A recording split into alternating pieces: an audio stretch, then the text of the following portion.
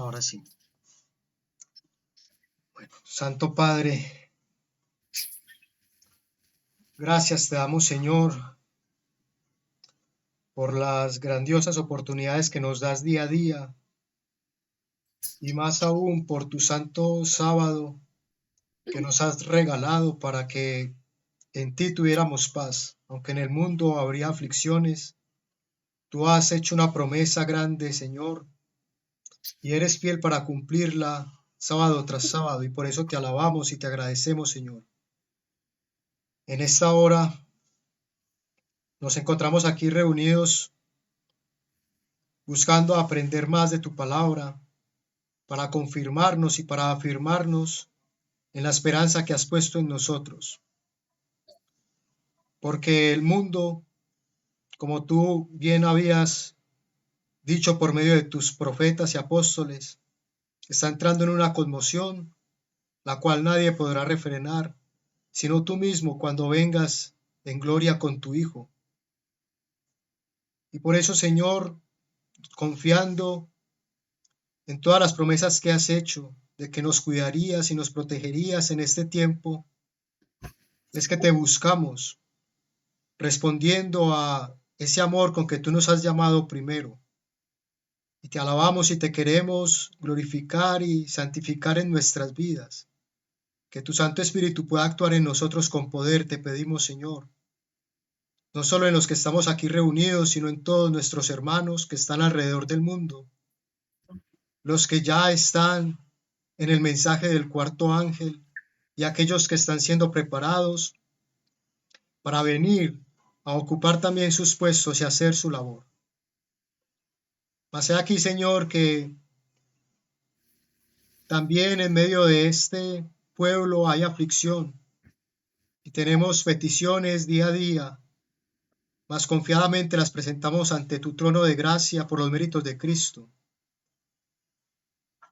porque sabemos que tienes misericordia de nosotros, Señor, y que no te cansas de oír nuestras plegarias, sino que antes estás esperando a que las elevemos frecuentemente a ti.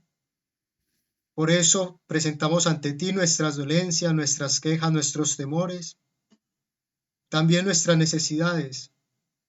Todos y cada uno tenemos y tú las conoces, Señor. Especialmente en esta hora queremos pedir por la familia de la hermana Nerlis, por sus hijitos y especialmente por su hijita que está teniendo dificultades, para que según tu buena voluntad hagas en sus vidas, así como en las nuestras. Y por favor, Señor, impártenos de tu Santo Espíritu, danos sanidad, danos sabiduría, danos fuerza y capacidad para realizar este estudio y para afrontar la semana que ha de empezar al terminar tu santo día. Porque te lo pedimos todo bajo los méritos de nuestro Señor Jesús y por su sangre preciosa que perdona y limpia nuestros pecados. Amén. Amén. Amén. Amén. Amén, hermano. Amén. Amén. Amén. Bueno, mis hermanos, gracias a Dios, estamos aquí una vez más, finalizando un sábado en esta tarde. Vamos a ver con la ayuda de Dios la parte 3 de Apocalipsis 6, aún nos quedará una por ver. Yo sé que lo que viene tal vez lo podríamos decir en unos pocos minutos y simplemente terminar el capítulo 6 y empezar el siguiente. Pero como ya se ha vuelto un poco costumbre, el Señor muestra y muestra cada vez más cosas y particularmente pienso que es importante desglosarlo así. Ya lo hemos dicho muchas veces, probablemente no volveremos a tener un estudio de Apocalipsis como este. Seguiremos ahondando y ahondando, pero difícilmente podremos ir paso a paso y de hecho aún no sabemos si contaremos con la gracia de poder terminarlo, pero si estamos bien atentos a cada detalle, a cada circunstancia, a cada evento profético que se cumplió y que se ha de cumplir, seguro estoy que podremos tener cada vez más fuerza y tener cada vez más habilidad en cuanto al manejo de la palabra y el mensaje profético que que abrazamos para defenderlo y presentarlo a otros. No sea que cuando se nos pida testimonio no sepamos qué decir. Así que agradeciendo la paciencia que han mostrado hasta ahora y pidiéndoles aún que tengan más paciencia y que el Señor nos ayude en ello, vamos a realizar esta temática que, como ven en el título en la parte de arriba, serían las señales del fin. Pero antes vamos a leer unos cuantos versos. Primero el que está aquí en Daniel 12:4, que se nos dice: pero tú, Daniel, cierra las palabras y sella el libro hasta el tiempo del fin. Habíamos visto al principio de estos estudios de Apocalipsis cómo la palabra significa revelación, algo a lo cual se le ha quitado un sello. Y habíamos empezado haciendo ese contraste entre estas palabras que se le dicen a Daniel, de que sellara el libro, y las que se le dicen a Juan, de que presentara la revelación que Dios le dio. O sea, que le quitara el sello a ese libro. A Daniel se le dice que selle las palabras de la profecía que venía redactando, que sería, bueno, en este caso particularmente Daniel 11, que es el contexto inmediato, versículos finales, y Daniel 12:1, que como bien sabemos es el momento en el cual se levanta Miguel y vendría a por su pueblo. Termina la profecía, Daniel queda aún con muchas intrigas, pero el Señor le da esta respuesta. Y continúa diciéndole: muchos correrán de aquí para allá, y la ciencia, que es lo mismo que el conocimiento, o que traduce conocimiento, se aumentará, dijo el Señor. Entonces, cuando nosotros unimos esas palabras con lo que hemos visto en Apocalipsis, nos damos cuenta de que hemos llegado a un tiempo en el cual se habría de quitar el sello a las profecías. Y es importante esto como contexto a lo que vamos a ver hoy, porque vamos a ver un cambio drástico en la forma en que se presentaron los 5 sellos anteriores y en la cual se presentará el sello presente. Vamos, antes de leer los versos de Apocalipsis, a leer en Marcos capítulo 13, versículo 19 al 25. Si algún hermano lo tiene a mano y lo puede leer, le agradezco. Marcos 13. 19 al 25. Una preguntita antecitos. Es que yo tengo acá que esta es la cuarta de Apocalipsis 6. Sí, probablemente, mi hermano, probablemente se me traspapeló ahí una diapositiva, entonces sí, esta sería la cuarta. El 7 de junio fue la tercera. Pues yo lo tenía entendido hasta ahora, que usted me lo dice que es la tercera, pero si de pronto se me pasó alguna, pues es como usted lo dice, mi hermano, y esta sería la cuarta. Los 31 de mayo la segunda, sí, y 24 de mayo la primera. Hermanos, Marcos 13, versos 19 al 25. Porque aquellos días será una tribulación tal como no la hubo desde el principio de la creación que Dios hizo hasta ahora, ni la habrá jamás. Si el Señor no hubiese acortado aquellos días, no se salvaría ninguna vida. Pero en atención a los escogidos que Él eligió, acortó los días. Entonces, si alguien os dice, mira, aquí está el Cristo, o mira, allí está, no lo creáis, porque surgirán falsos cristos, falsos profetas, y harán señales y prodigios a fin de extraviar, de ser posible, a los elegidos. Vosotros, pues, estad sobre aviso, os lo he dicho todo por anticipado. Pero en esos días, después de aquella tribulación, el sol se oscurecerá y la luna no dará su resplandor, y las estrellas estarán cayendo del cielo, y los poderes que hay en los cielos serán sacudidos. Gracias, mi hermano.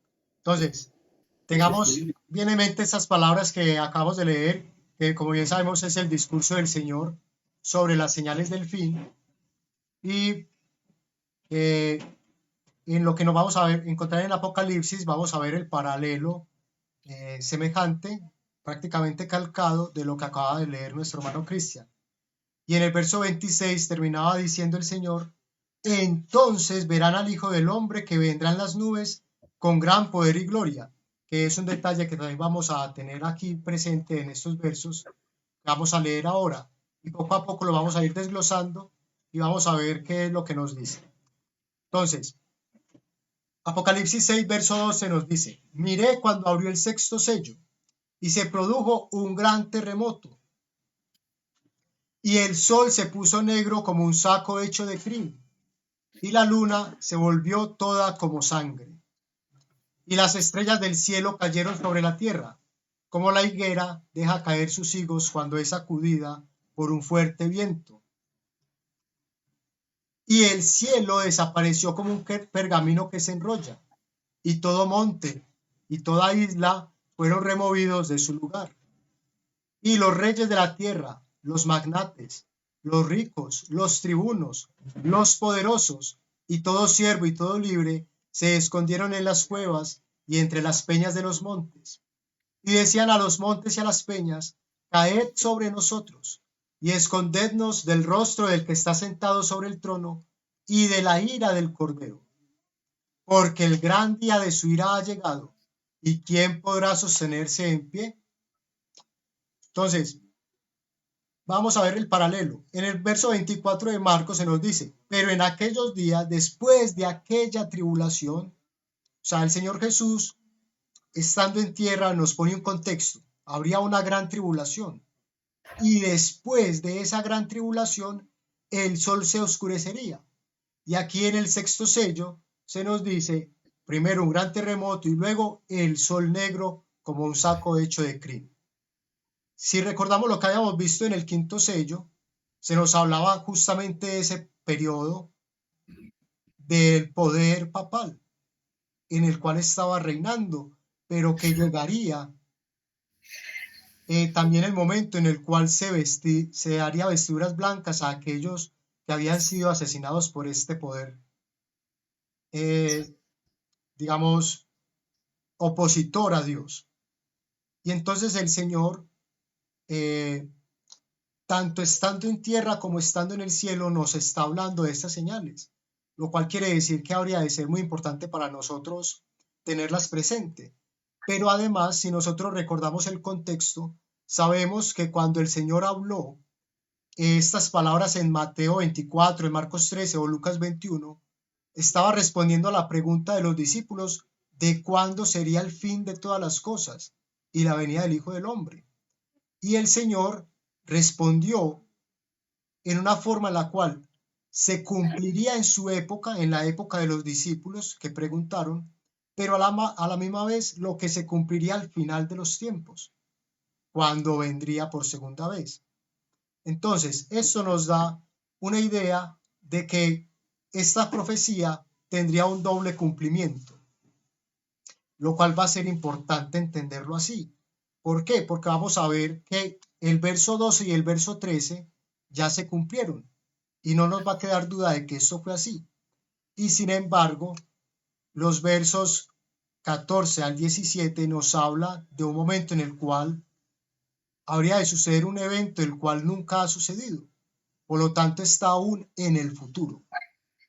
Pero, aquí un detalle importante, pero aún lo que se nos dice en el verso 2 y verso 13 ha de cumplirse antes de que venga el Señor. O sea, una vez más. O sea, un doble cumplimiento de la profecía que vamos a desarrollar hoy. No sé si me hago entender, mis hermanos. ¿Está claro? Sí, está claro. Está claro. Gracias a Dios. Entonces vamos a ir adelante a ver qué es lo que se nos dice y cómo se Listo, que cumplen se estas cosas. Hasta ahora habíamos visto que todas las cosas se han ido cumpliendo en orden. Ahora, ¿habría alguna razón para que cambie? Ninguna. Ninguna, porque Dios no cambia, ¿cierto? Y es un Dios de orden.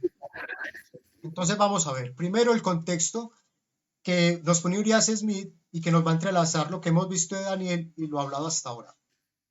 Dice: tales son las escenas solemnes y sublimes que ocurren bajo el sexto sello. Tiende ciertamente a despertar en todo corazón un intenso interés en las cosas divinas y la consideración de que estamos viviendo ahora en el tiempo de los acontecimientos portentosos de este sello, como pronto se demostrará. Aquí un detalle interesante. Entre el quinto sello y el sexto parece cambiar repentina y completamente el lenguaje y pasar del altamente figurativo al estrictamente literal. Porque aquí se nos está hablando de cosas que conocemos. Antes se nos hablaba de caballos que salían en el cielo, cosas simbólicas, ¿cierto? Y encontramos entonces a lo que apuntaba. Pero aquí se nos habla de algo que nosotros ya conocemos directamente: el sol, la luna, las estrellas, el cielo en general. Entonces hay un cambio en el lenguaje. Y nos dice aquí, cualquiera que sea la causa, el cambio es innegable. O ustedes pueden decir que no hay cambio, o ustedes pueden negar esto. No, ¿cierto? Dice, No. ok, y dice, ningún principio de interpretación puede hacer literal el lenguaje de los sellos anteriores. Hay algunos que intentan hacerlo literal, pero según el cumplimiento que nosotros hemos visto, es muy necio hacer esto, porque el símbolo apunta a una realidad magnífica que si no fuera expresado de esa forma, pues difícilmente una persona de hace 2000 años nos podría hablar de todo lo que habría de suceder en los 2000 años que nos precedieron y que para él estaban en el futuro, lo cual siempre hay que tener en cuenta. Entonces, así como los 5 sellos anteriores no se pueden interpretar de forma literal, no puede hacerse con facilidad figurativo el lenguaje de este sello. O sea, no podemos decir que cuando nos habla del sol está hablando de algo simbólico y tratar de encontrar un paralelo a ello, porque nos está hablando del sol. Es difícil hacer una aplicación figurativa de esto. Por lo tanto, dice Urias Smith, debemos aceptar pues el cambio, aunque no podemos explicarlo. No podemos explicarlo al 100%, pero sí podemos dar una pequeña razón. Y él dice, hay sin embargo un hecho significativo al cual quisiéramos llamar la atención aquí. Era durante el periodo abarcado por este sello, cuando las partes proféticas de la palabra de Dios habrían de quedar abiertas. Lo que se le dijo a Daniel, lo que leímos en Daniel 12:4, ¿cierto? Que al fin del tiempo se le quitaría el sello que él pondría. Y muchos habrían de recorrerlas y aplicar su atención a comprender estas cosas. Y por lo tanto, el conocimiento de esta parte de la palabra de Dios iba a aumentar enormemente. ¿Qué nos decía Daniel 12:4? Y la ciencia, el conocimiento profético aumentará. Sugerimos, dice Urias Smith, que esta puede ser la razón, del cambio de lenguaje que ocurre aquí, y que los sucesos de este sello, por ocurrir en un tiempo en que estas cosas se habían de comprender plenamente, no se presentan ya en figuras, sino en lenguaje claro e inequívoco. Entonces, ¿cuál es la razón que nos da Urias? Como sugerencia, estamos ya en el tiempo del fin, por lo tanto hay que hablar las cosas claras e inequívocamente para que todo aquel que quiera pueda ser salvo y no ser engañado, que como hemos venido hablando, es la gran obra que ha de llevar Satanás a cabo en esta época, en todas las épocas, pero mayormente en esta, el gran engaño final, que es el nombre de la página de nuestro ministerio, ¿cierto? Entonces, como estamos en ese tiempo del fin y el sello de las profecías se quitó, entonces, asimismo, se hace un cambio en el lenguaje en el cual el profeta Juan presenta la visión que el Señor le dio. ¿Me siguen hasta aquí, mis hermanos? Ajá. Los demás me siguen.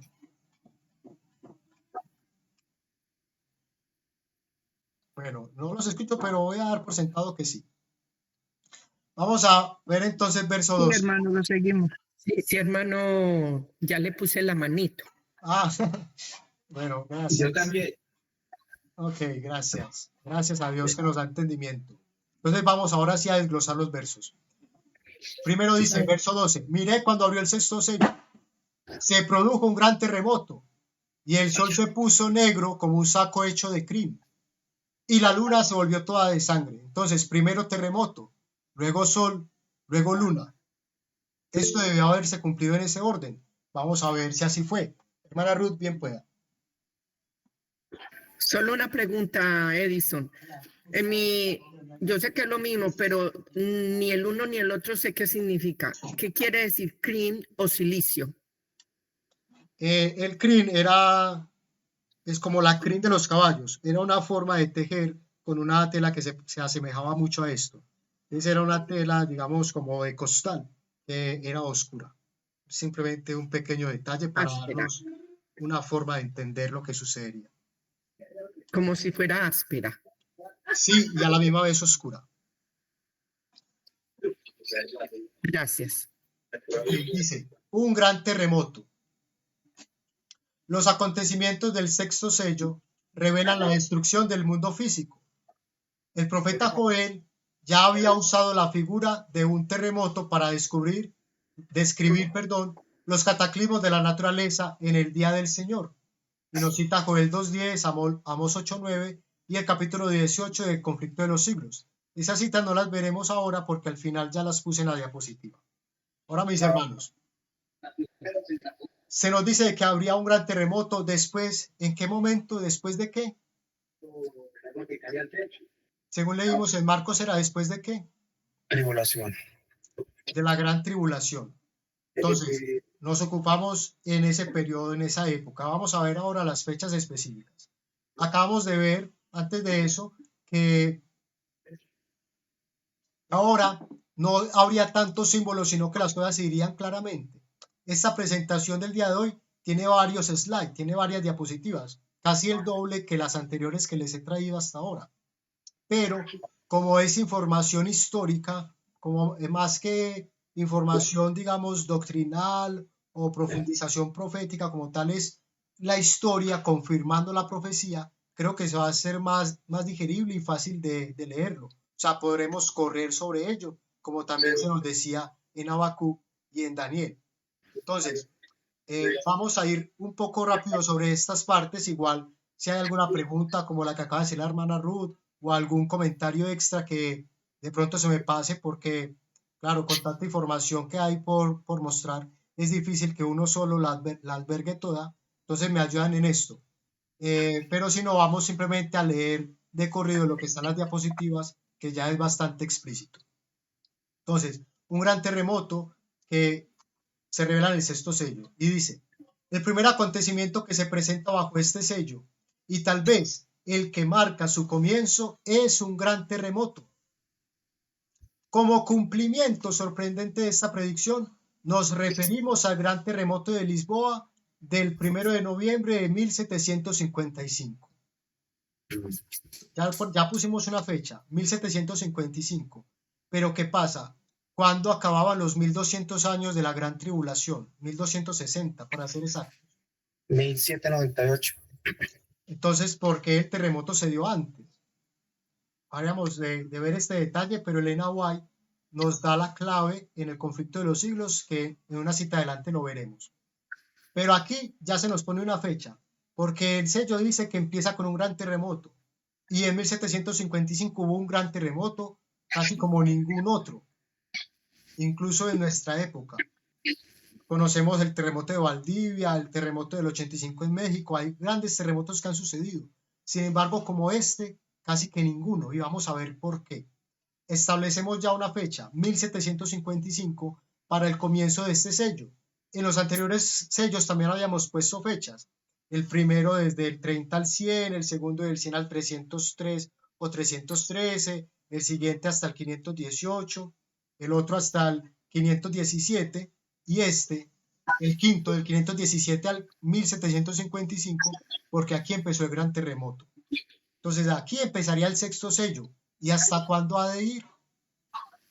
Según lo que vemos en los versos finales del capítulo 6, hasta la mismísima venida del Señor Jesús, lo cual nos va a romper un poco la interpretación que vamos llevando. Pero a la misma vez, si hemos estado atentos, sobre todo los que estuvimos en los estudios de las iglesias, vimos que entre Filadelfia y la Odisea hay una unión extraña en la cual difícilmente podremos poner una línea divisoria. Y es porque tanto la iglesia de la Odisea como la iglesia de Filadelfia iban a, digamos, convivir en una época en la cual unos iban a ser vomitados y otros iban a ser purificados. Entonces los dos, aun siendo parte en la historia, aun teniendo un diferente inicio en la historia, los dos habrían de convivir en otro momento. Pero este detalle en otro estudio lo vamos a profundizar más aún, si Dios lo permite. Aquí en la diapositiva vemos a Lisboa en el fondo,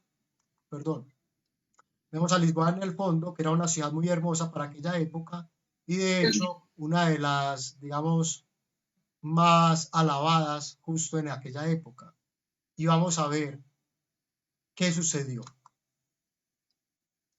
Dice Roberto Sers: el gran terremoto de 1755 abarcó una extensión de por lo menos 11 millones de kilómetros cuadrados. Afectó las mayores porciones de los continentes de Europa, África y América, pero su extrema violencia se sintió en la parte sudoccidental de la primera, o sea, mayormente en Europa. Vemos aquí una imagen de lo que sucedería, de lo que sucedió en aquella época. ¿Y qué cosas podemos ver allí en esta imagen? Alguien que con un ojo avisor que nos detalle algunas cosas que ve allí. Un Cristo. Mucha gente herida. Hay un Cristo allá. Enfermo. Pero más que todo un incendio. Destrucción y un incendio. Sí, sí. Monjes. Gente desnuda. Sí, aquí hay otro señor que está abrazando un Cristo. Sí. Idolatría, ¿cierto? El que vemos al fondo, la cruz, también están abrazando la cruz de una forma idolátrica, creyendo que esto los iba a salvar. Como se nos dice tantas veces, si bien pueda. Un monje levantando un crucifijo. Sí, eso. Animales. Vemos gente que al parecer era de alcurnia, gente noble, gente pobre, lamentándose, llorando, enfermos, niños, ancianos, animales. Vemos varias cosas aquí. Tengamos en cuenta estos detalles porque el terremoto, como tal, si buscamos, por ejemplo, en Google o en cualquier plataforma en la cual busquemos nosotros la información, terremoto de Lisboa, nos van a salir varios reportajes y nos van a contar una historia grande, nos van a hablar que incluso este terremoto generó una disputa entre diversos filósofos y escritores y gente ilustrada de su época. Y unos decían que esto era por culpa de Dios, otros decían que esto demostraba que Dios no existía o que Dios era un tirano, otros decían que de hecho era por haber olvidado a Dios. Bueno, este evento fue muy grande por todas las cosas adyacentes que tuvo alrededor, pero también por la forma física en la que se presentó. Se nos dice 11 millones de kilómetros, lo cual se lee rápido y se dice fácil, pero 11 millones de kilómetros es mucho y nos habla de 3 continentes. Es muchísimo también. Prestemos atención a los nombres que se nos van dando. Primero los 3 continentes, pero ahora se nos van a dar nombres de países. El mismo señor, en este libro que se llamó Wonders of the World, página 50, 58 y 381, sigue diciendo: en África, este terremoto se hizo sentir casi tan severamente como en Europa. Entonces, en Europa fue la mayor parte, pero en África también se sintió muy fuerte. Gran parte de la ciudad de Argel, que es lo que nosotros conocemos como Argelia, fue destruida. Ahí un primer país, Argelia. Por el norte se extendió hasta Noruega, Suecia, Alemania, Holanda, Francia, Gran Bretaña, que es Inglaterra y todas las pequeñas islas, e Irlanda. Fueron todas más o menos agitadas por la misma grande y terrible conmoción de los elementos. Esos son relatos de personas que vivieron muy cerca a esta época. Por lo tanto, son relatos históricos confirmables. Otro señor llamado Sir Carlos Lyell, que era un geólogo, dice, hace la siguiente descripción gráfica de este fenómeno notable. En ninguna parte de la región volcánica de la Europa meridional ha ocurrido en los tiempos modernos un terremoto tan tremendo como en Lisboa. En el transcurso de más o menos 6 minutos perecieron 60.000 personas. ¡Wow! 60.000 vidas en 6 minutos. También se lee muy rápido y fácil, pero implica gran dolor. La imagen que vemos al fondo tal vez no es tan bonita, pero ya nos muestra también una conmoción en el mar. Naves en el mar, humo, grandes cosas. Dice, el mar se retiró al principio y dejó seca la barra. Luego volvió rodando y levantóse 15 metros sobre su nivel ordinario. Un tsunami. Algunas de las mayores montañas de Portugal fueron sacudidas impetuosamente desde sus mismos fundamentos, por así decirlo, y algunas de ellas se abrieron en sus cumbres. Se rajaron en forma asombrosa, siendo arrojadas a los valles subyacentes, enormes masas de ellas. También se dice que humearon, pero vastas nubes de polvo pueden haber dado esta apariencia. Entonces fue en el mar, fue en la tierra, fue en las montañas, hubo gran movimiento en todos los elementos de la tierra. Y continúa diciendo, aquí otro testimonio. La gran extensión que alcanzó este terremoto de Lisboa es muy notable, aún en las Antillas. ¿Dónde quedan las Antillas, mis hermanos? ¿Alguien lo sabe? En el Caribe, en el Caribe. Caribe. Las islas, Cuba, Santo Domingo, estas islas, Jamaica, todas las islas que están allí, o sea, al otro lado, cruzando todo el océano, aún allí se sintió. Sintieron el sismo el mismo día. Un puerto llamado Setúbal, a 30 kilómetros de Lisboa, se hundió. En Argel y Fez, en África, la agitación de la tierra fue igualmente violenta.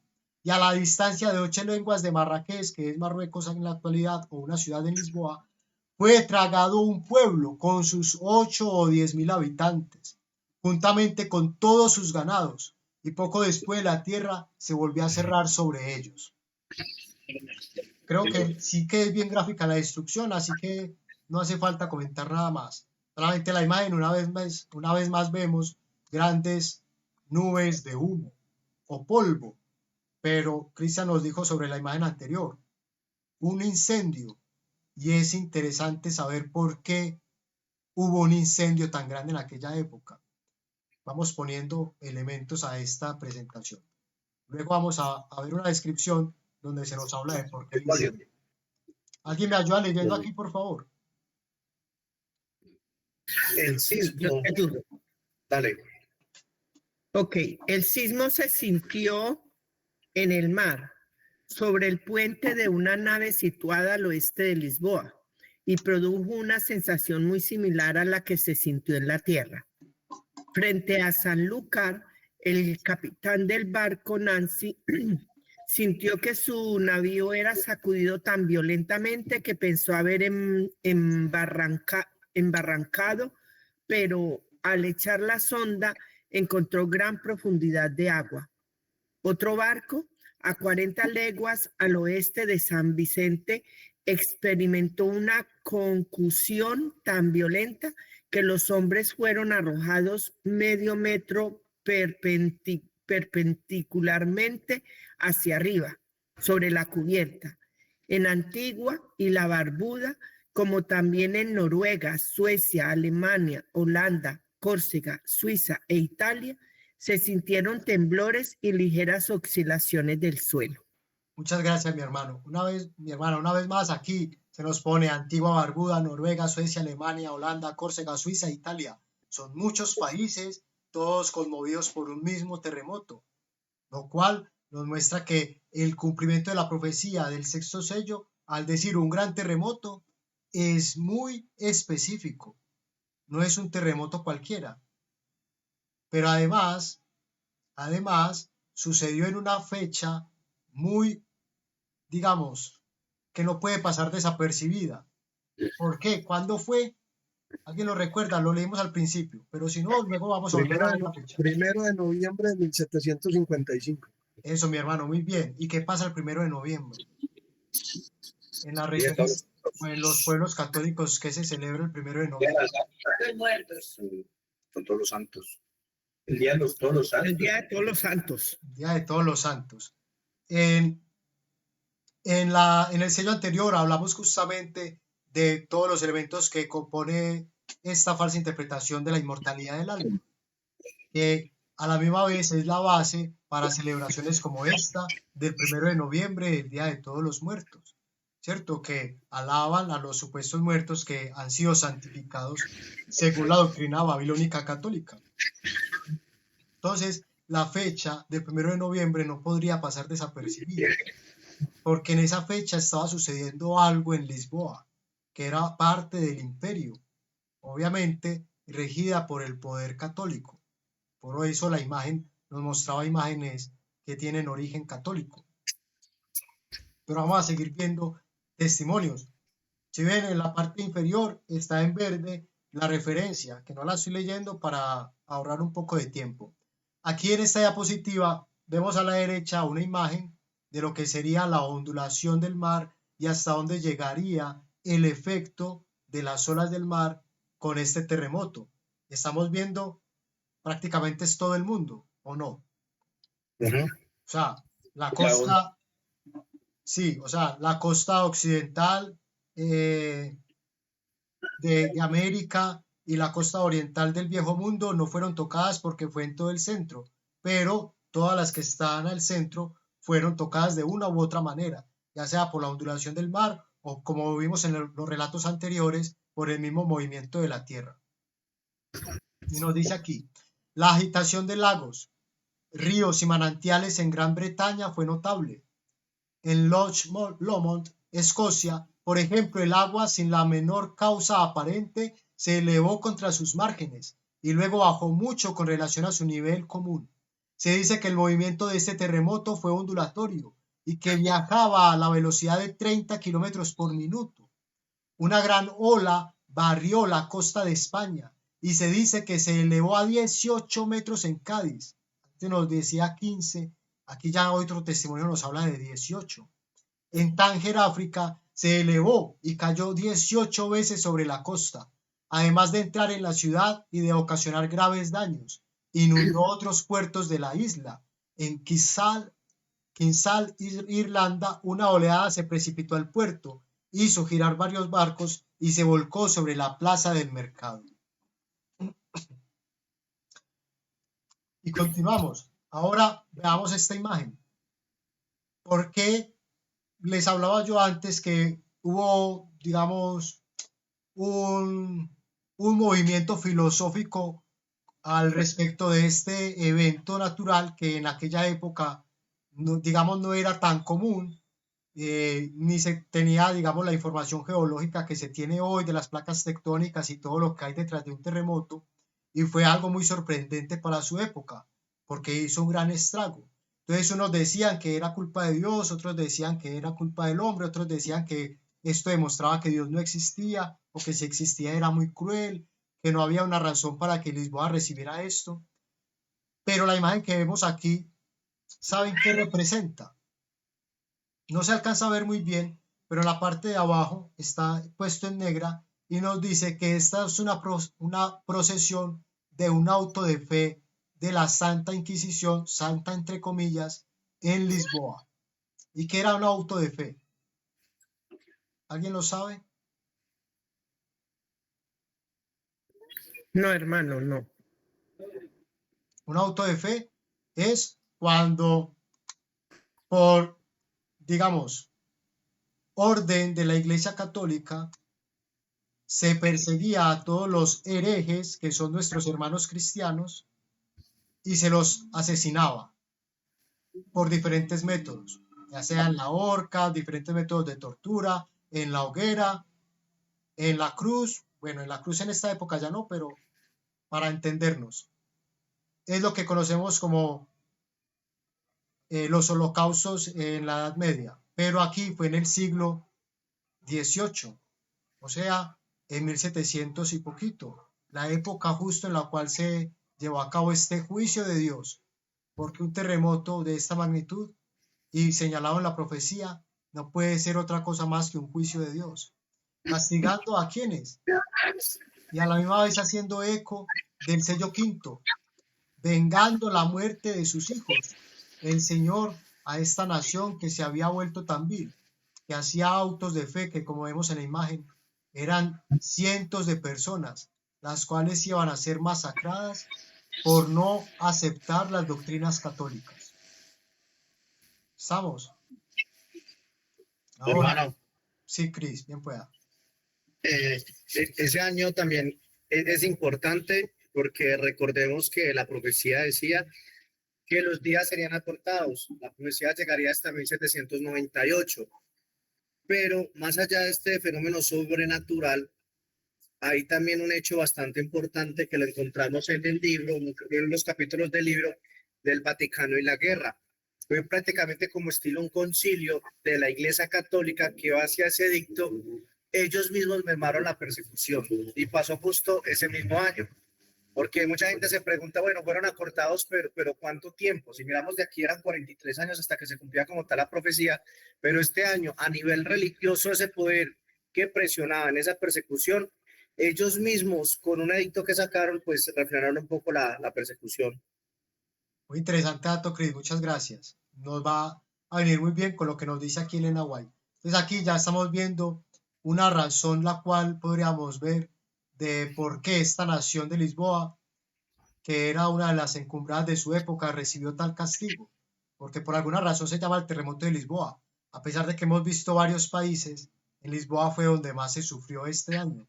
Vemos aquí un auto de fe, pero vamos a ver qué pasa y qué nos dice Elena White aquí.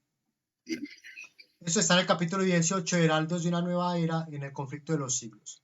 Página 306 en la aplicación, según las versiones puede variar el número de la página. Dice, la sacudida del terremoto fue seguida instantáneamente del hundimiento de todas las iglesias y conventos. No es casualidad. De casi todos los grandes edificios públicos y más de la cuarta parte de las casas. Unas horas después estallaron en diferentes barrios incendios que se propagaron con tal violencia durante casi 3 días que la ciudad quedó completamente destruida. Entonces, primero terremoto, tsunami y ahora incendios. El terremoto sobrevino en un día de fiesta en que las iglesias y conventos estaban llenos de gente y escaparon muy pocas personas. O sea, por eso también, por ese detalle de que no fue en cualquier día, se hizo también notable este evento. Y es algo historia para nosotros, pero para el profeta era justo eso, profecía. Cosas que solamente Dios podría predecir que sucederían, con el margen de tiempo que estamos teniendo y con el detalle puntual que nos acaba de dar Cristian, que hace más patente todavía la soberanía de Dios sobre los eventos naturales.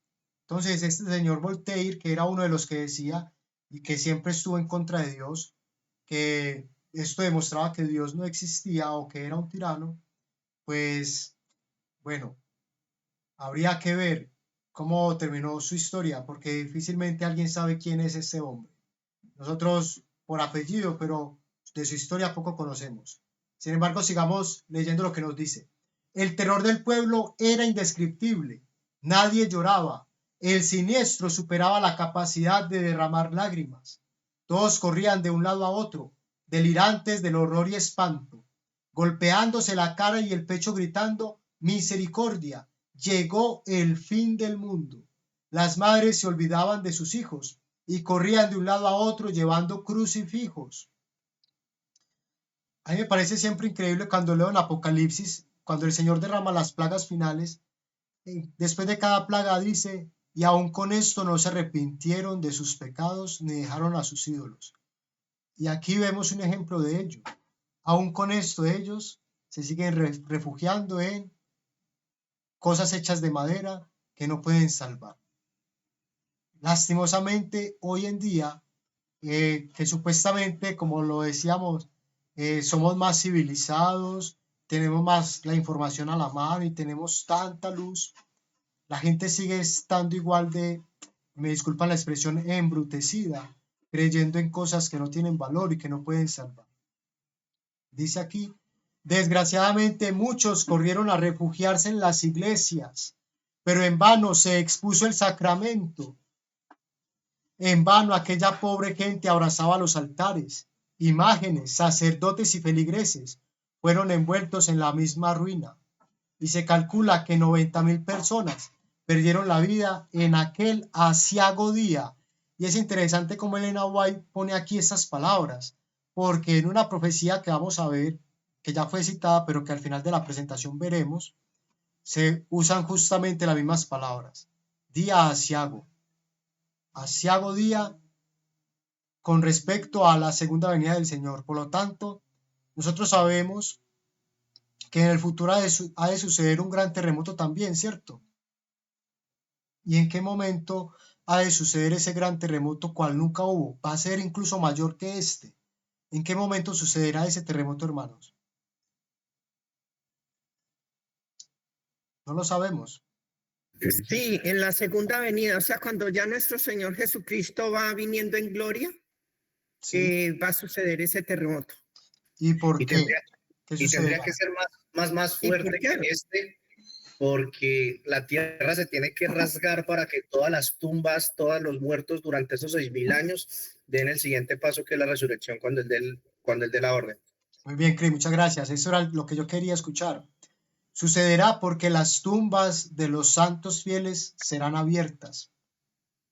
Claro, por la venida del Señor, pero porque a su voz todos los muertos fieles resucitarán y temblará la tierra. De esa manera, en todo el mundo, ya no será solamente en unas cuantas partes, sino que esta vez sí en todo el mundo. Entonces, la profecía de que habría un gran terremoto aún tiene un cumplimiento grande en el futuro. Por eso se puede de pronto llegar a alguna confusión cuando se nos habla de que después de esto se enrolla el cielo como un pergamino y vemos la señal del Señor, de la venida del Señor. Y es porque se nos habla de dos eventos en uno. ¿Me siguen, mis hermanos? Ahora, Hermano, sí, bien pueda. bueno, varias cositas ahí importantes, porque es muy curioso que justo para eventos como estos siempre está el terremoto y una gran conflagración, con lo que nos acaba de decir Edison de lo que está celebrando en la iglesia, pero algo muy similar pasa también en el evento que Elena profetizó 4 años antes, que es el terremoto de San Francisco en 1906, y posteriormente la ciudad es arrasada por un incendio. Es importante porque, bueno, como lo cita Edison, leer esas cifras puede ser muy fácil cuando no ponemos quizás una atención sobre ello, pero decir que para ese entonces, pues la población mundial no es como la tenemos hoy en día, y por ejemplo hablar de 90.000 muertos, ya para nosotros nos acomodamos un poco a esa cifra y ya la normalizamos. ¿Por qué? Venimos de un evento como el de Indonesia, donde prácticamente 500.000 de personas. Entonces diríamos, no, esto es un evento mucho mayor, pero tiene que ver con el tema de la acumulación de tanta ciudad, de tanta población. Hoy eso tiene un impacto mucho mayor. Hablar en cuanto a un porcentaje de lo que hoy se cita en cuanto a los terremotos, yo vi un documental que se hizo en National Geographic sobre este terremoto y expertos estimaban que en medio de un 11, un 12, eso nunca en la historia ha pasado, pero para que se sintieran todo el planeta fue algo supremamente fuerte. El tema de un tsunami, la referencia a lo que conocemos a través de tecnologías desde el 2004, ese gran tsunami con olas de 23, 24 metros. Vimos también quizás el más reciente que tenemos en nuestra mente, que fue el de Japón, que eran olas casi de 28 metros. Pero mirar ahorita que solo es este evento sobrenatural, de mirar cuando se dé ese momento en las plagas, pero también hay que contar con el factor de las potencias. Y siempre cito cada vez que tengo la oportunidad de esto, porque es que los desastres que nosotros vamos a ver van a ser impresionantes.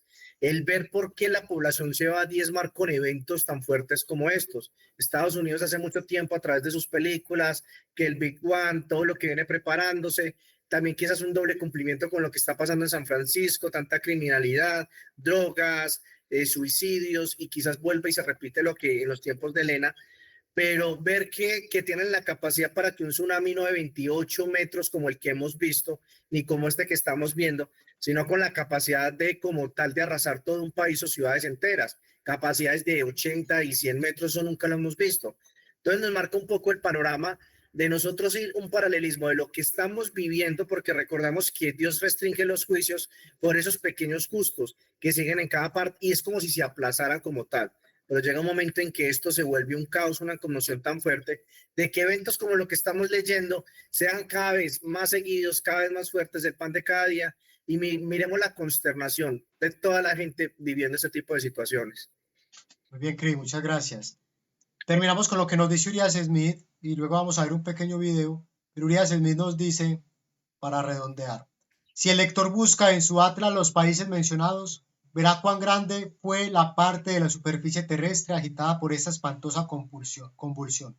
Puede haber habido otros terremotos que fueron tan severos en ciertas localidades particulares, pero ningún otro proporciona todas las condiciones necesarias para constituirlo un suceso adecuado para marcar la apertura del sexto sello. Y si recordamos los nombres de los países que vemos, fijémonos en el viejo continente. Vamos desde abajo. Argelia, Túnez, Marruecos, Portugal, España, Francia, Alemania, Dinamarca, Noruega, Finlandia, Irlanda, y hacia la izquierda de nuestro continente, Cuba, Puerto Rico y las islas que están allí, que no se mencionan. Fue demasiado grande, mis hermanos. Ahora, hermano Vicente, había levantado la mano. ¿Tiene algo por comentarnos?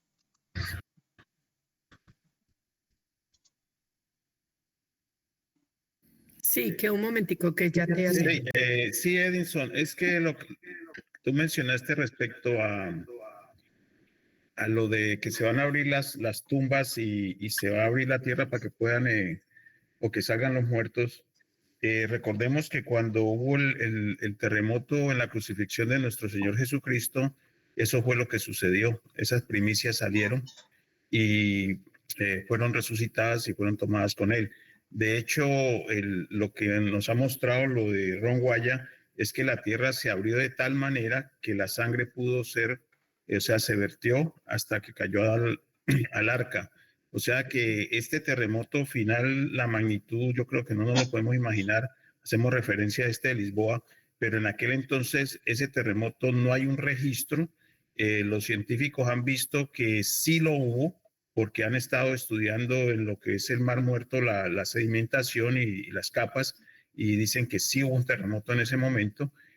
Algunos tienen variación del exacto día, pero muchos concuerdan que sí hubo un terremoto. Entonces sí se abrió la tierra con un propósito, diría yo que en el caso de la crucifixión doble, porque fue que la sangre bajara hasta el arca y obviamente salieran estas primicias para honra y gloria del Señor. Gracias.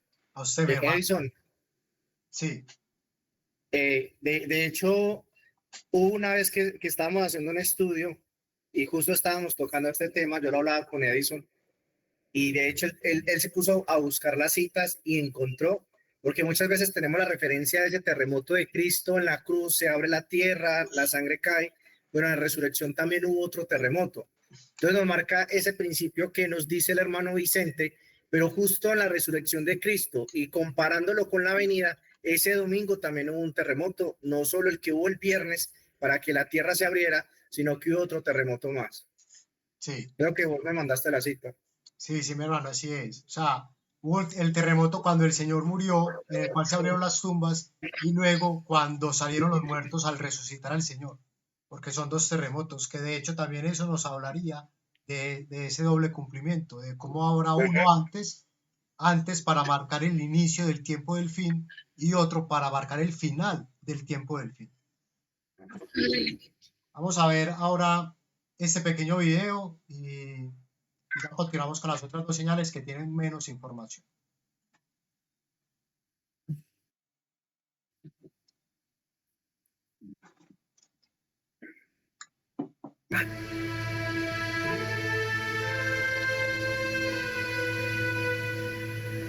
Terremoto de Lisboa. Son las simulaciones. En la madrugada del día 1 de noviembre del año 1755, Día de Todos los Santos, la bellísima ciudad de Lisboa se despertaba resplandeciente entre brumas, ajena a la catástrofe que se estaba forjando en las profundidades del mar. Desde primeras horas de la mañana, las numerosas iglesias repartidas por la ciudad portuaria se encontraban abarrotadas de fieles raudos por asistir a alguna de las numerosas misas que se oficiaban ese día por el alma de los difuntos. De repente, como si todos los cadáveres hubieran decidido salir a la vez de sus tumbas, comenzó a escucharse un ruido ensordecedor que parecía proceder del inframundo. No pasaron muchos segundos cuando todo comenzó a temblar y moverse ante la creciente sorpresa y terror de sus habitantes, paralizados por una extraña sensación de inestabilidad y mareo que les hacía aferrar los pies a la tierra. Sin esperar un segundo, los edificios comenzaron a crujir y moverse de forma violenta, desencajando los asentamientos de sus estructuras y produciéndose derrumbes en bóvedas y forjados que aplastaron sin piedad a sus moradores. El empedrado de las calles saltó en 1000 pedazos y en las avenidas se abrieron enormes grietas que parecían proceder de las profundidades del infierno. El caos y la locura se adueñó de la ciudad entre gritos y lamentos, y aquellos que no quedaron atrapados en sus casas pugnaron por correr hacia espacios abiertos, envueltos en una enorme nube de polvo que se alzó sobre la ciudad. La gran mayoría optó por alejarse hacia el puerto, pensando que sus grandes superficies exentas de edificios serían su tabla de salvación. Extrañados en un primer momento al contemplar cómo el mar se alejaba de la costa, no imaginaban que una enorme ola de más de 6 metros de altura se dirigía hacia ellos a gran velocidad, imbuida por la fuerza descomunal de 10.000 cañones disparados a la vez y destinada a terminar la tarea emprendida por el terremoto. Cuando se estampó contra la ciudad, todo quedó reducido a escombros y miles de muertos quedaron esparcidos por las calles en un macabro festín de la naturaleza que se asemejaba al fin del mundo. Y cuando ya pensaban que la muerte había acabado su macabra labor, una oleada de incendios provocados por las velas y las lamparillas de las casas se extendió como la pólvora entre las ruinas de la ciudad, acabando con las esperanzas de aquellos que permanecían atrapados entre las ruinas. Fue el infierno en la tierra.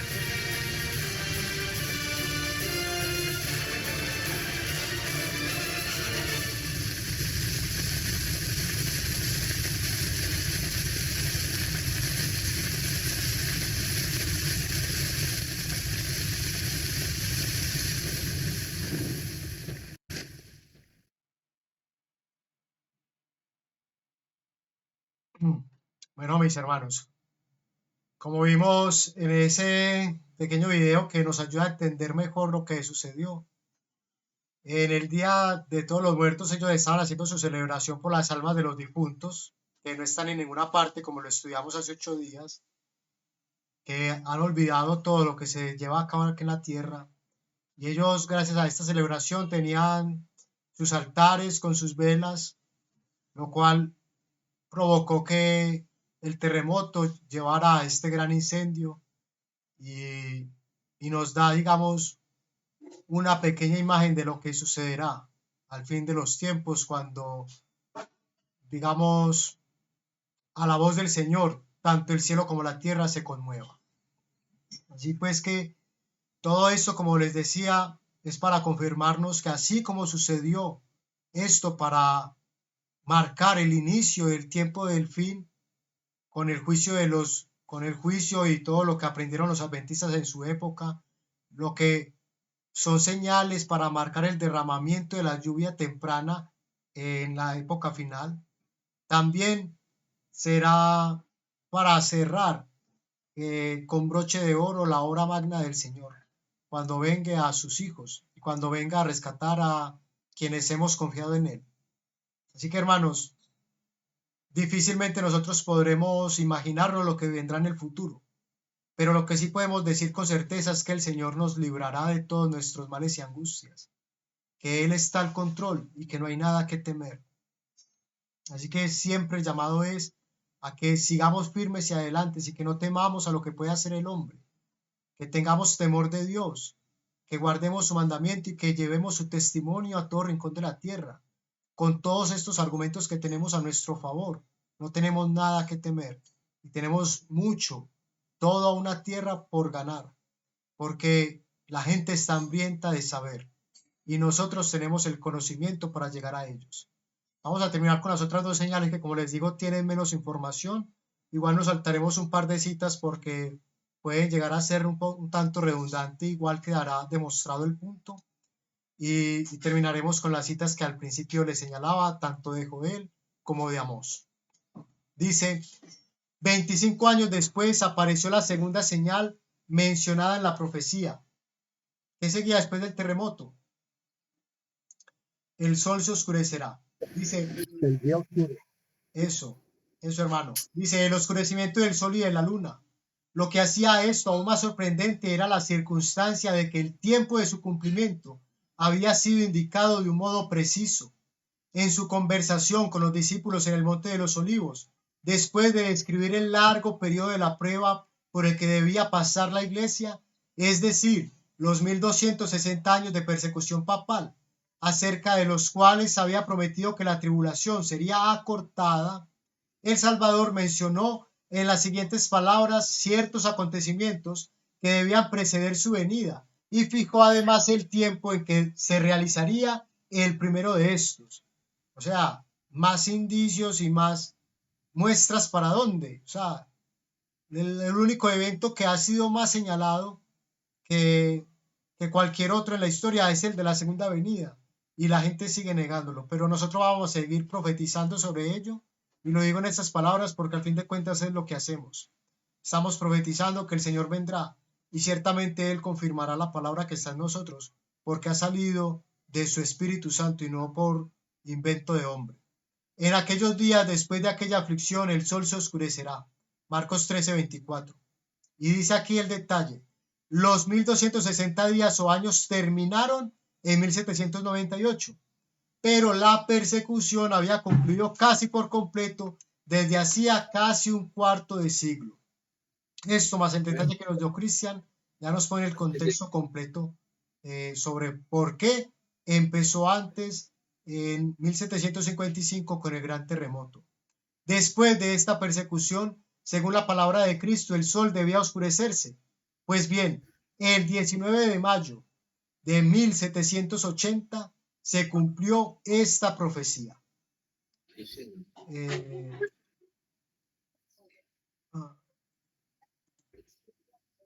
Dice aquí, bueno, cuando pase.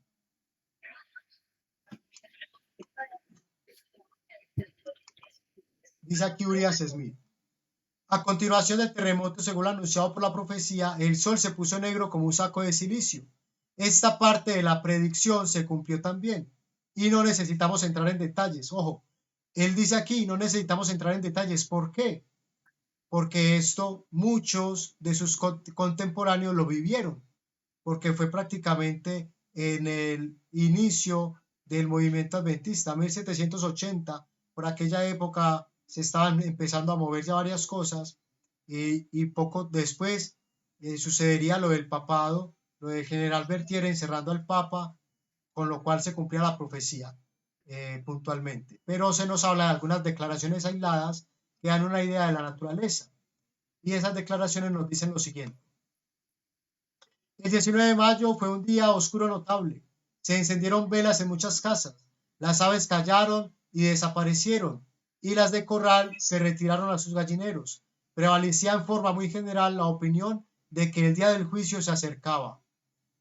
Bueno, ahí está la cita y la referencia. El comentario bíblico adventista nos dice, el oscurecimiento del sol se menciona en la profecía del Antiguo Testamento en relación con las catástrofes que preceden al día del Señor. Y nos cita aquí Isaías 13:10. Jesús destacó especialmente este fenómeno en su profecía del fin del mundo y lo señaló como una de las señales por las cuales sus seguidores podrían saber que su venida estaba cerca. Este fenómeno ocurrió en el tiempo predicho. En aquellos días, después de aquella tribulación, fue observado en una región donde estaba por aparecer un notable reavivamiento del interés de las profecías de Daniel y Apocalipsis, y fue reconocido por los estudiantes de esas profecías como el cumplimiento de este pasaje. Ahora, aquí un detalle interesante, porque ¿dónde sucedió este evento? El anterior fue en Europa, en España, o sea, en las costas de España, lo que sería Portugal. ¿Dónde sucedió? Estados Unidos. En Estados Unidos, en Nueva Inglaterra. Eso, hermana, muy bien, gracias, hermanos. ¿Y eso qué nos muestra? que dónde sucedieron las cosas. El primer terremoto, la primera señal, que era un terremoto, que es un juicio de Dios, cayó sobre el viejo mundo, donde estaba imperando lo que conocemos nosotros como Babilonia, la gran ramera, Roma, el Vaticano, el catolicismo. La segunda señal, que no era un juicio, sino más bien una muestra, una señal, y valga la redundancia, de que empezaría ese tiempo portentoso, se dio en Estados Unidos, justo el lugar a donde huyeron los que estaban escapando de aquel poder opresor. O sea, es como que Dios dispuso todas las cosas para que en esa época y en esa región del mundo, lo que nosotros conocemos hoy como Estados Unidos, se prestara todo para que surgiera aquel pueblo que nosotros conocemos como adventistas, gracias a la predicación primero de Guillermo Miller, pero también de muchos otros pioneros, como ya la historia nos relata. Y para los que no lo conozcan, para los que estén apenas acercándose a esta información, si no tienen el libro del conflicto de los siglos, háganoslo saber para de alguna manera que lo puedan tener y que puedan leer estas cosas que van a acrecentar su fe y los van a ayudar a estar firmes para las cosas que vendrán, y además a saber y estar más empapados del mensaje que estamos recibiendo, que estamos predicando y que debemos llevar a todo rincón de la tierra. Entonces vamos a ver. Bueno, aquí otros testimonios no los vamos a leer porque vamos a ver mejor la cita de Elena White, que lo expresa mucho mejor. Capítulo 18, Heraldos de una nueva era. Temor, zozobra y terror se apoderaron gradualmente de los ánimos. Desde las puertas de sus casas, las mujeres contemplaban la lóbrega escena. Los hombres volvían de las faenas del campo. El carpintero dejaba las herramientas, el herrero la fragua, el comerciante el mostrador. Los niños fueron despedidos de las escuelas y huyeron a sus casas llenos de miedo. Los caminantes hacían alto en las primeras casas que encontraban. ¿Qué va a pasar?, preguntaban todos. No parecía sino que un huracán fuera a desatarse por toda la región, o que el día del juicio estuviera inminente. Importante declaración, el día del juicio inminente. Hubo que prender velas, y la lumbre del hogar brillaba como en la noche de otoño sin luna. Las aves se recogieron en sus gallineros, el ganado se juntó en sus encierros. Las ranas cantaron, los pájaros entonaron sus melodías del anochecer, los murciélagos se pusieron a revolotear. Solo el hombre sabía que no había llegado la noche. El doctor Whitaker, pastor de la iglesia del Tabernáculo en Salem, dirigió cultos en la sala de reuniones y predicó un sermón en el cual sostuvo que la oscuridad era sobrenatural. Otras congregaciones también se reunieron en otros puntos. En todos los casos, los textos de los sermones improvisados fueron los que parecía indicar que la oscuridad concordaba con la profecía bíblica. La oscuridad alcanzó su mayor densidad poco después de las 11 de la mañana, ojo.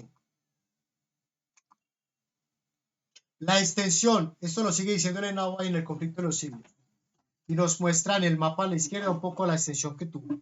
La extensión de esta oscuridad fue también muy notable. Se la observó al este hasta Falmouth, al oeste hasta la parte más lejana del estado de Connecticut. En la ciudad de Albany, hacia el sur fue observada a lo largo de toda la costa. Por el norte lo fue hasta donde se extendían las colonias americanas, o sea, hasta Canadá, como vemos en el mapa a la izquierda.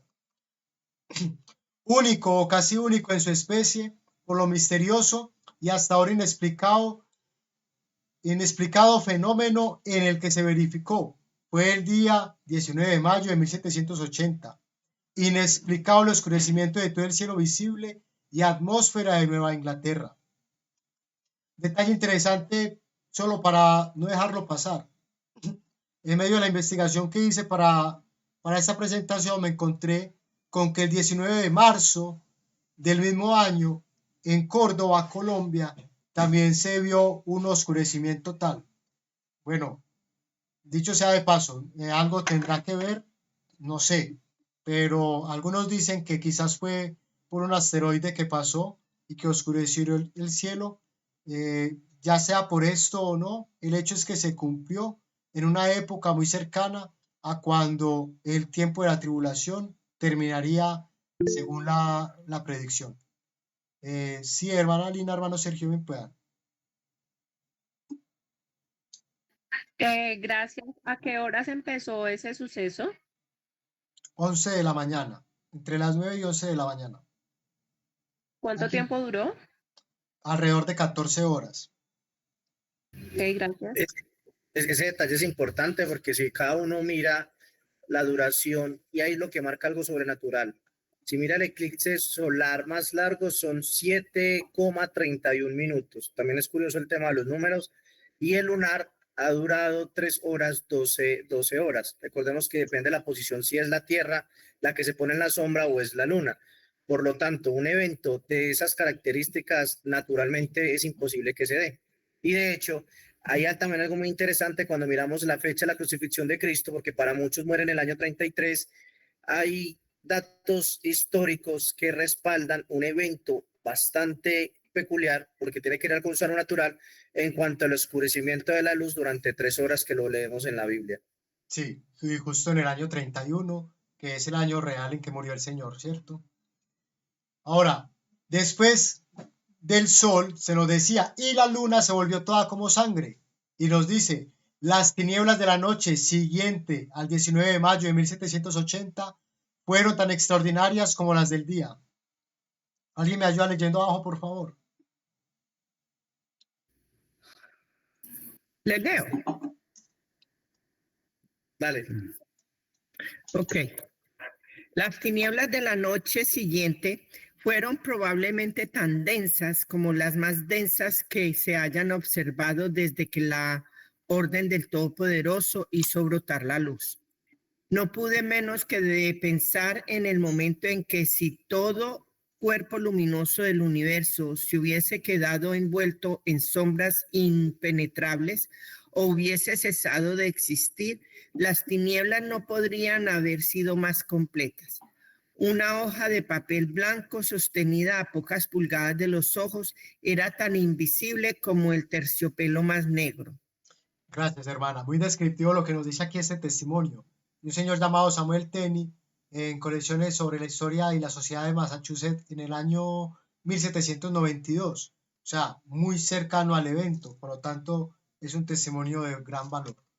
Ahora, Edison, sí, hermano, bien pueda. hermano, también vale la pena el comentario. De hecho, ahorita estamos hablando de ellos aquí en la casa, porque de esto es lo que se habla en cuanto a la Biblia, profecía bíblica, que tendrá el cumplimiento justo antes de la segunda venida de Cristo, que lo vamos a ver en las citas que nos va a poner ahí de Joel. Pero recordemos que muchas profecías católicas hablan de 3 días de oscuridad y no están en la Biblia. Podemos marcar un panorama, porque eso no lo sabemos, en cuanto a qué se le permite hacer Satanás, qué obras y qué manifestaciones, pero hoy vemos que eso no es algo tan difícil. Con el tipo de tecnología que se está desarrollando, vemos que hay varios proyectos de tapar la luz solar, el tema de una bomba nuclear, el tema de un megavolcán, puede tapar la luz del sol. Entonces, son muchas cosas importantes, y tanto que nos vienen advirtiendo en cuanto a apagones, llamaradas solares, el invertimiento de los polos, y aquí podría haber un evento, y tenemos que tener cuidado, porque así como pasa con el rapto, que Satanás puede hacer algo en cuanto a esto, también puede pasar algo con tanto que nos dicen 3 días de oscuridad. Gracias, hermano. Dice, por la noche no fue tal vez nunca más oscuro desde que los hijos de Israel salieron de la casa de servidumbre. Estas densas tinieblas se mantuvieron hasta más o menos la 1, aunque había sido plenilunio la noche antes. O sea, había luna llena, no había un eclipse. Nos dice aquí Urias Smith, esta declaración acerca de la fase de la luna demuestra la imposibilidad de que hubiese en esa fecha un eclipse de sol. Cuando quiera que la luna apareció durante esa noche memorable, como sucedió a ratos, tenía de acuerdo con esta profecía apariencia de sangre. Elena White nos remata diciendo, en la fecha se conoce como el día oscuro. Desde el tiempo de Moisés no se ha registrado jamás periodo alguno de oscuridad tan densa y de igual extensión y duración. La descripción de este acontecimiento que han hecho los historiadores no es más que un eco de las palabras del Señor, expresadas por el profeta Joel, 2500 años antes de su cumplimiento. El sol se tornará en tinieblas y la luna en sangre, antes de que venga el día grande y espantoso de Jehová. Ahora, este detalle es interesante porque la cita es Joel 2:31 y nos habla antes de que venga el día grande y espantoso de Jehová. Ese día ya llegó. No. Por lo tanto, No. eso, hermana. Por lo tanto, aquí en Joel no se nos está hablando del evento que ya se dio, sino del que está en el futuro. Y es bueno entenderlo así, porque luego vamos a ver qué más nos dice Joel. Cristo había mandado a sus discípulos que se fijasen en las señales de su advenimiento y que se alegrasen cuando viesen las pruebas de que se acercaba. Cuando todas estas cosas comenzaran a suceder, dijo: mirad y levantad vuestras cabezas, porque vuestra redención está cerca. Llamó la atención de sus discípulos a los árboles a punto de brotar en primavera y dijo: cuando ya brotan, viéndolo de vosotros mismos entendéis que el verano está cerca. Así también vosotros, cuando viereis hacerse estas cosas, entended que está cerca el reino de Dios. Bueno, hay otros detalles en cuanto a personas que han intentado investigar este evento del día oscuro, donde se nos habla que hubo lugares donde llovió y las personas recogieron el agua lluvia para hacer sus quehaceres, pero al otro día se dieron cuenta que no servía porque era negra y que cuando la tocaba parecía como si hubiera un gran incendio alrededor. Y sin embargo, la misma investigación dice que no hubo incendios cerca ni tan prolongados como para que eso sucediera, lo cual sigue demostrando que fue un evento inexplicable, prácticamente un milagro como el que se describe aquí, sucedió en Egipto cuando el Señor sacó a su pueblo de aquella tierra que los esclavizaba. Y ahora la última señal. Las estrellas del cielo caerían, nos dice el verso 13, y la voz de la historia vuelve a clamar: cumplido. Nos referimos a la gran lluvia de meteoros del 13 de noviembre de 1833, acerca de la cual bastarán algunos testimonios. En 1833, 2 años después de haber principiado Guillermo Miller, pionero adventista, que estableció la fecha de 1844 para la venida del Señor, lo cual sabemos que sucedió. El Señor pasó del lugar santo al santísimo. Cuando él empezó, 2 años después, a presentar las pruebas de la próxima venida de Cristo, apareció la última de las señales que habían sido anunciadas por el Salvador, como precursoras de su segundo advenimiento. Jesús había dicho: las estrellas caerán del cielo, y Juan, al describir la visión de la escena que anunciaría el día de Dios, declara en el Apocalipsis: las estrellas del cielo cayeron sobre la tierra como la higuera echa sus higos cuando es movida de gran viento. Apocalipsis 6:13.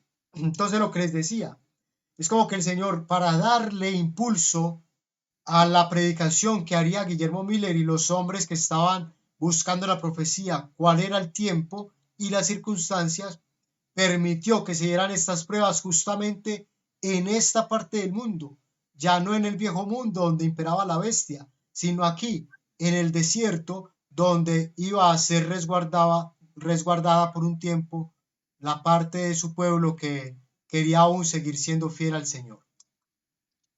Dice uno de los testimonios: al oír gritar, miré por la ventana, salté de la cama donde estaba durmiendo profundamente y con asombro vi el oriente iluminado por la aurora y los meteoros. Llamé a mi esposa para que contemplase el espectáculo y mientras estaba vistiendo, ella exclamó: mira cómo caen las estrellas. Y contesté: es el prodigio, y sentíamos en nuestros corazones que era una señal de los últimos días. Bueno, la imagen que vemos a la derecha es una representación, es prácticamente la única que encontramos de cómo se vería, pero este evento también fue muy notable porque fue extendido en el tiempo por muchas horas. Dice Elena White en este párrafo. Chris, ¿me ayudas leyendo esta, por favor? Esta profecía se cumplió de modo sorprendente y pasmoso, con la gran lluvia meteórica del 13 de noviembre de 1833. Fue este el más dilatado y admirable espectáculo de estrellas fugaces que se haya registrado. Pues sobre todo los Estados Unidos, el firmamento entero estuvo entonces durante horas seguidas en conmoción ígnea. No ha ocurrido jamás en este país desde el tiempo de los primeros colonos un fenómeno celestial que despertara tan grande admiración entre unos, ni tanto terror ni alarma entre otros. Su sublimidad y terrible belleza quedan aún grabadas en el recuerdo de muchos. Jamás cayó lluvia más tupida que esa en que cayeron los meteoros hacia la tierra. Al este, al oeste, al norte, al sur, era lo mismo. En una palabra, todo el cielo parecía en conmoción. El espectáculo, tal como está descrito en el diario del profesor Silliman, fue visto por toda América del Norte, desde las 2 de la madrugada hasta la plena claridad del día, en un firmamento perfectamente sereno y sin nubes. Todo el cielo estuvo constantemente surcado por una lluvia incesante de cuerpos que brillaban de modo deslumbrado.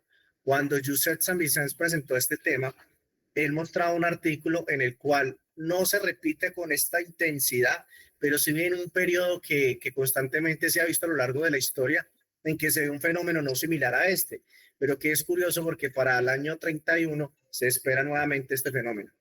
Sí, muy bien. Se nos dice que cada 33 años hay un fenómeno parecido y como bien lo has dicho, el último vendría para la venida de nuestro Señor. ¿Casualidad? Obviamente no. El Señor está al control. Dice, en el Journal of Commerce de Nueva York el 14 de noviembre se publicó un largo artículo referente a este maravilloso fenómeno. O sea, tampoco es algo inventado. Hubo un periódico de la época que al otro día sacó un reporte y se leía la siguiente declaración. Supongo que ningún filósofo ni erudito ha referido o registrado jamás un suceso como el de ayer por la mañana. Hace 1800 años un profeta lo predijo con toda exactitud. Si entendemos que las estrellas que cayeron eran estrellas errantes o fugaces, que es el único sentido verdadero y literal. En verdad, ninguna lengua podría describir el esplendor de tan hermoso espectáculo. Nadie que no lo haya presenciado puede formarse exacta idea de su esplendor. Parecía que todas las estrellas del cielo se hubiesen reunido en un punto cerca del cenit y que fuesen lanzadas de allí, con la velocidad del rayo, en todas las direcciones del horizonte, y sin embargo no se agotaban. Con toda rapidez seguíanse por miles unas tras otras, como si hubiesen sido creadas para el caso. Detalle interesante. Es imposible contemplar una imagen más exacta de la higuera que deja caer sus higos cuando es sacudida por un gran viento. Esta no la...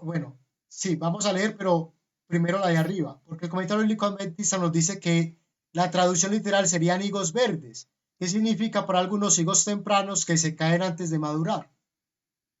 Y la cita es una referencia del Journal of Commerce en Nueva York, el mismo periódico de antes, el 14 de noviembre, y nos dice, los meteoros que caían no venían como de varios árboles sacudidos, sino como de uno solo.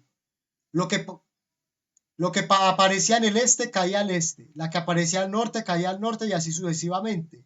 Y no caían como caen las frutas maduras, muy lejos de esto, sino que volaban. Eran arrojadas como fruta verde, que al principio se niega a abandonar la rama y cuando se desprende vuela velozmente, en derechura descendente, y en la multitud que caía alguna cruzaba la trayectoria de otra, como si fuesen arrojadas con mayor o menor fuerza.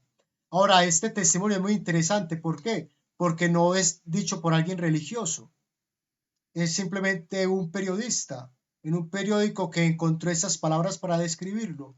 Y justamente dice que arrojadas como fruta verde, y la traducción literal de la palabra que usó Juan al escribir esto, se nos habla de higos verdes. Por lo tanto, esta persona que escribió este pequeño comentario, sin saberlo, estaba dándole fuerza al cumplimiento de la profecía. Y esta no la leeremos. Vamos a terminar con esto, que es el enlace al próximo estudio que tendremos, que será el último sobre el capítulo 6. que de hecho no lo separé por este estudio que hicimos, sino por el que viene, porque hay muchas citas del espíritu de profecía, probablemente va a estar plagado solamente de esas citas y todas son interesantes. Por lo tanto, el próximo estudio es muy recomendable para todos, así que si pueden, no se lo pierdan, mis hermanos, porque vamos a tener gran luz en ello.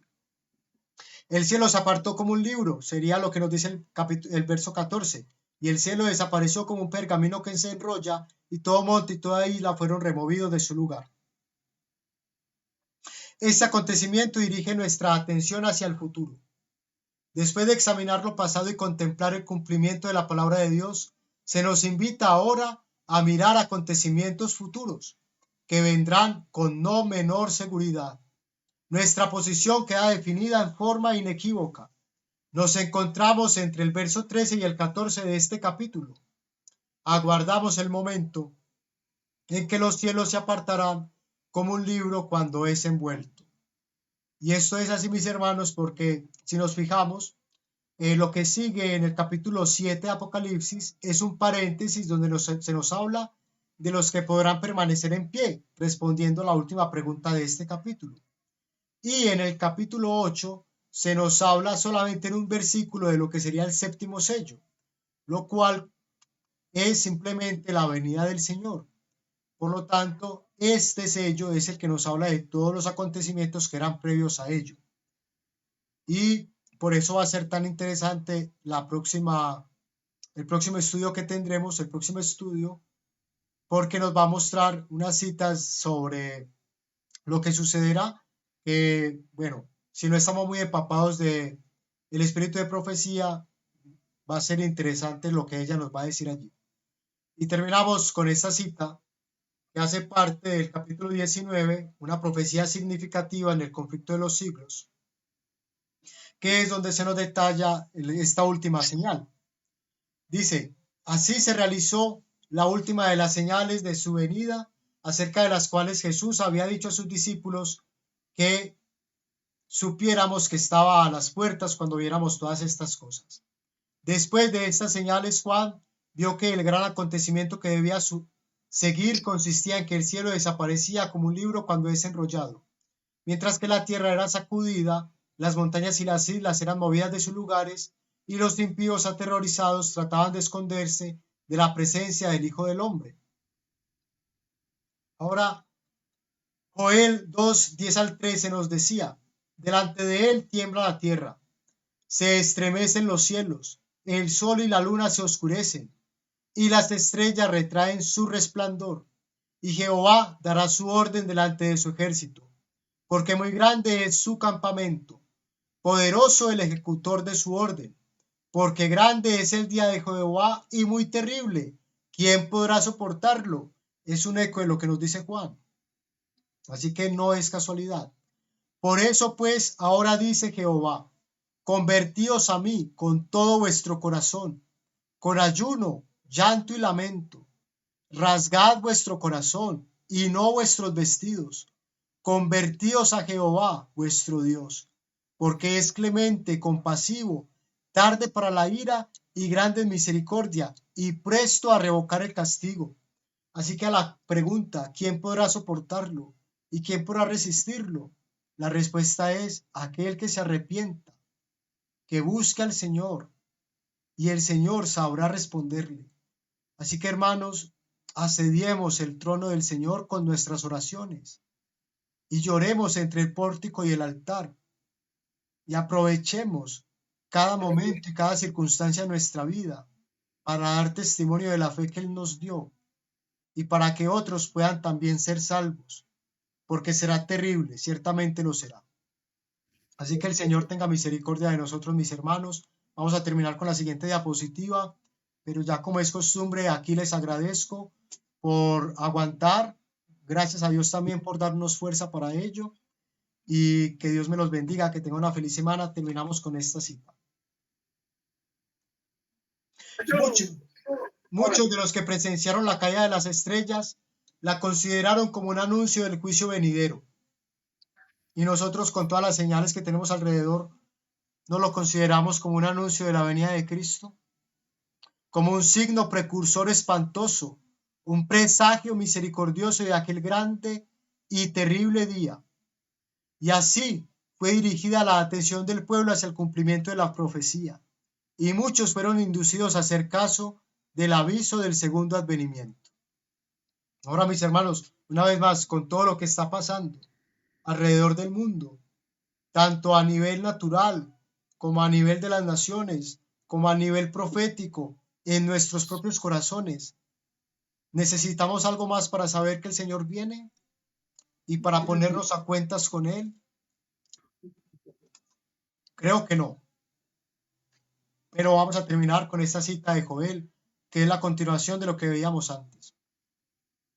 Vosotros pues, hijos de Sión, alegraos y gozaos en Jehová vuestro Dios, porque os ha dado la primera lluvia con justa medida, y hace descender sobre vosotros lluvia temprana y tardía como al principio. Y conoceréis que estoy yo en medio de Israel, y que yo soy Jehová vuestro Dios. No hay otro, y mi pueblo jamás será avergonzado. Y después de esto derramaré mi espíritu sobre toda carne. Profetizarán vuestros hijos y vuestras hijas. Vuestros ancianos soñarán sueños, y vuestros jóvenes verán visiones. Y también sobre los siervos y sobre las siervas derramaré mi espíritu en aquellos días. Y obraré prodigios en el cielo y en la tierra, sangre y fuego y columnas de humo. El sol se convertirá en tinieblas y la luna en sangre, antes de que venga el día grande y espantoso de Jehová. Y todo aquel que invoque el nombre de Jehová se pondrá a salvo. Porque en el monte de Sión y en Jerusalén habrá liberación, como ha dicho Jehová. Y entre los supervivientes estarán los que Jehová llame. Mis hermanos, aquí se nos está hablando de los 144,000. Y todos y cada uno de nosotros tenemos la oportunidad de ser parte de ese selecto grupo. Pero tenemos que ponernos a cuentas con Dios. Dejar la hipocresía, dejar la mentira, dejar la doblez de corazón y hacer lo que nos toca hacer, sin temer al hombre, sino con temor de Dios. Y Él nos salvará. Podremos decir junto a todos los redimidos: he aquí, este es nuestro Señor, lo hemos esperado y ha venido por nosotros y nos salvará. Así pues, hermanos, mantengamos firme la profesión de nuestra fe, no fluctuemos con respecto a la fe que se nos ha dado. El Señor nos llamó y nos redimirá. Confiemos en Él y sigamos adelante predicando este mensaje de salvación. Maranata 2031, el Señor viene, ciertamente vendrá. Amén. Alabado sea. Edison. Amén. Amén. Amén, hermano. Amén. Gracias, Edison. Que Dios lo bendiga. Amén a Gracias por ustedes el también, estudio. hermanos. Gracias. Hermano, Excelente. Sí, Cris. antes de hacer la oración, pues Lina tiene la mano levantada, pero sobre la pregunta que hizo Amos 8:9, y sucederá en aquel día, declara el Señor, yo haré que el sol se ponga al mediodía y que la tierra en pleno se oscurezca. Ahí está, al mediodía, Amos 8:9, sobre las 11 de la mañana prácticamente fue totalmente oscuro. Lina tenía la mano levantada. Sí, me No, qué bien, pena la eso es dejé para sí. levantada. Hermano Vicente. Sí, no quiero tomar mucho tiempo, pero en testimonios para la iglesia, ese es el tomo 9, están los juicios de Dios sobre nuestras ciudades.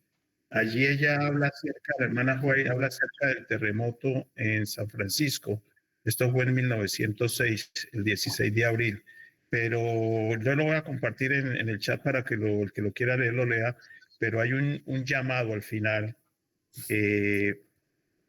donde dice: habrá una serie de acontecimientos que tendrán por objeto mostrar que Dios domina la situación. O sea, nosotros pensamos que Dios no está en control, que Dios se ha apartado. No, esto dice: habrá una serie de acontecimientos que tendrán por objeto mostrar que Dios domina la situación. La verdad será proclamada en un lenguaje claro e inequívoco. A nosotros como pueblo nos incumbe preparar el camino del Señor bajo la dirección de su Santo Espíritu. El Evangelio debe ser proclamado en su pureza. El raudal de las aguas vivas debe profundizar y ensanchar su curso. En todos los campos cercanos y lejanos habrá hombres que serán llamados a dejar el arado y los negocios que ocupan de costumbre el pensamiento para prepararse junto a hombres de experiencia. A medida que aprendan a trabajar con éxito, anunciarán la verdad con poder. Merced a las maravillosas operaciones de la providencia divina, montañas de dificultades serán removidas y arrojadas al mar. El mensaje que tanto significa para los habitantes de la tierra será oído y comprendido. Los hombres verán dónde está la verdad. La obra progresará más y más hasta que la tierra entera sea amonestada y entonces vendrá el fin. Gracias. Amén. Gracias, mi hermano. Amén. Para terminar sobre lo que estaba diciendo antes, todos podemos ser parte de los 144,000, pero debemos pedirlo con todo el corazón y todos los días y pedir ese derramamiento de la lluvia tardía. Que el Señor bendiga a mis hermanos. Mi hermano Vicente, ¿le gustaría ayudarnos con la oración para cerrar y entregar el Santo Sábado? Claro que sí. Vamos a orar. Gracias.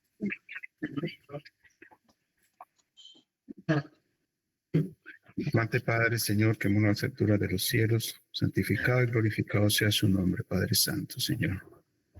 En este sábado santo, Señor, que ya termina, lo terminamos con gozo, Padre Santo, Señor, porque para algunos puede crear todo lo que hemos escuchado esta noche, Señor, o esta tarde, puede crear temor, Señor. Pero su palabra dice que el amor echa fuera todo temor, Señor, y este estudio, Señor, nos clarifica y nos corrobora, Señor, que usted en ningún momento, Señor, ha mantenido a su pueblo en desconocimiento, Señor, ni en oscuridad, Señor, sino que siempre lo ha mantenido en luz, mostrándole las señales, Señor, de lo que ha de acontecer. Es por eso, Señor, que en esta tarde, Señor, de todo este estudio, Señor, y sabemos que vienen muchas cosas más, Señor, pero no debemos temer, Padre, porque usted siempre, Señor, a través de su palabra, nos promete que va a estar con nosotros, con cada uno, Señor, hasta el fin del mundo. Que nosotros podamos entender, Señor, el propósito, Señor, de su palabra y el propósito que usted tiene en cada uno de nosotros. Gracias, Señor, por las personas, Señor, que usted ha levantado, Señor, para traer el mensaje, traer el estudio, Señor, para que su pueblo pueda estar preparado, Señor, y no pueda ser cogido desprevenido. Padre, tantas cosas que hemos visto, Señor, y como dice mi hermano Edison, tantas cosas que estamos viendo, pero nuestra dura cerviz, Señor, no nos permite, Señor, mirar siempre a la cruz, Señor, mirar siempre a ese Cristo resucitado, Señor, que viene por nosotros, Padre Santo. Pedimos su ayuda, Señor, porque seguimos, Señor, cojeando de algún lado, Señor, seguimos aún arrastrándonos de alguna manera, pero usted no quiere, Señor, eso, sino que seamos levantados, Señor, junto con el mensaje, Señor, que hemos de llevar para que otros tampoco perezcan, Señor, para que otros también tengan la oportunidad, Señor, de ir al cielo. Gracias, mi Señor, por este momento, por esta tarde, por este estudio, por este sábado santo, todo lo que hemos recibido, Señor, como alimento espiritual, que pueda, Señor, ser no solamente de provecho para nosotros, sino para todos los que están a nuestro alrededor y aquellos, Señor, que ese mensaje pueda alcanzar. Lo agradecemos todo, dando gracias también por las conferencias que tuvo el ministerio, Señor, en España. Aquellos que han podido ir, ya se han quedado, Señor, en el internet, Señor, que puedan ser leídas, sean ser escuchadas, y que su Espíritu Santo, Señor, que es el que hace la obra, Señor, que es el que convence de pecado, que siga haciendo la obra, Señor, no en aquellos que todavía, no solamente en aquellos que todavía no la conocen, sino que la continúa haciendo en nosotros. Lo agradecemos todo, Padre Santo, y lo pedimos todo en el nombre bendito y sagrado de su Hijo amado Cristo Jesús, con el perdón de nuestros pecados. Amén. Amén. Amén. Amén.